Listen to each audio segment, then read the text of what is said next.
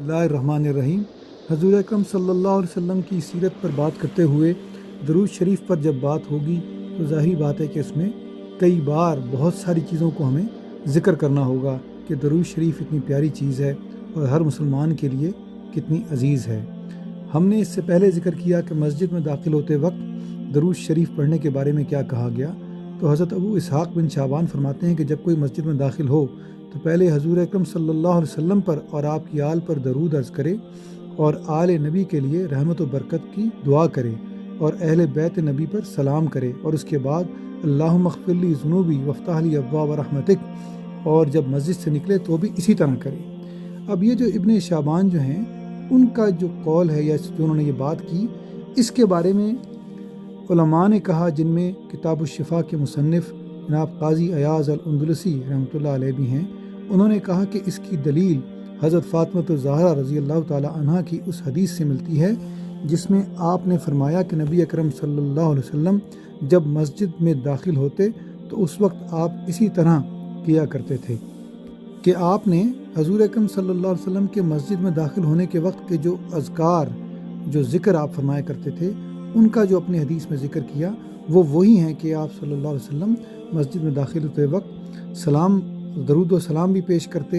और अल्लाह ताला से रहमत की दुआ भी करते। दरूद शरीफ पढ़ने के लिए और भी बहुत सारी जगह हैं, जिनमें से नमाज जनाजा के बारे में भी हज़रत अबू उमामा रज़ी अल्लाह ताला अन्हु की रिवायत है कि नमाज जनाजा में दरूद शरीफ पढ़ना सुन्नत है और ये उन मकामात में से है जहाँ पर दरूद शरीफ पढ़ने के बारे में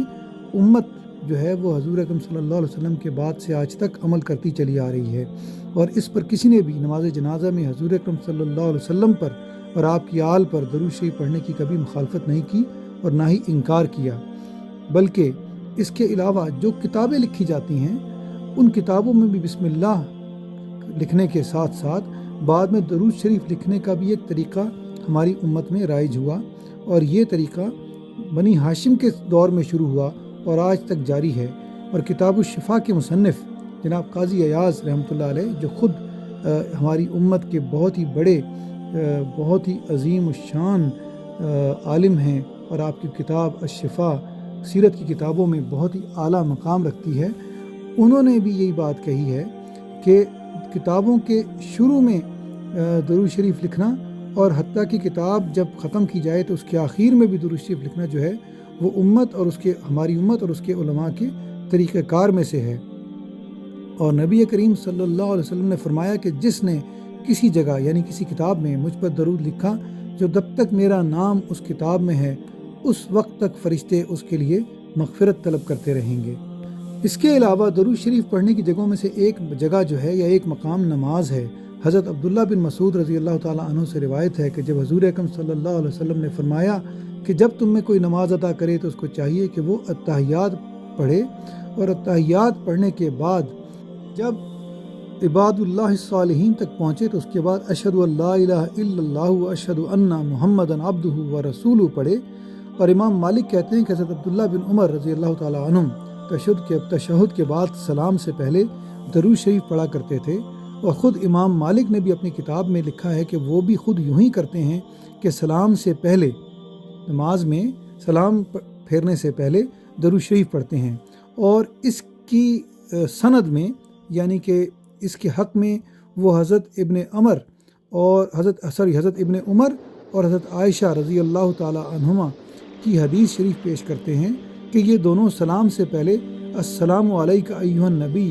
व रहमतुल्लाहि व बरकातुहू वस्सलामु अलैना व अला इबादिल्लाहिस सालिहीन पढ़ा करते थे। और उलमा का कहना ये है कि नमाज में दरूद शरीफ पढ़ना बहुत अच्छा अमल है और नमाज में सलाम फेरते वक्त नमाजी आसमान व ज़मीन के हर नेक बंदे, ख्वाह वो फ़रिश्ता हो या इंसान, इन सब की नियत करे यानी उन सब पर सलाम पेश करे। हज़रत इमाम मालिक ने अपनी एक किताब जिसका नाम मजमुआ है उसमें कहा है कि मैं ये समझता हूँ कि जो मुक्तदी है यानी इमाम के पीछे जो नमाज़ पढ़ रहा है उसके लिए ये अच्छी बात है कि जब इमाम अस्सलामु अलैकुम कहे तो वो मुक्तदी अस्सलामु अलन नबी व रहमतुल्लाहि व बरकातुहू अस्सलामु अलैना व अला इबादिल्लाहिस सालिहीन कहे। यानी कि इमाम मालिक मुक्तदी के लिए कह रहे हैं कि वो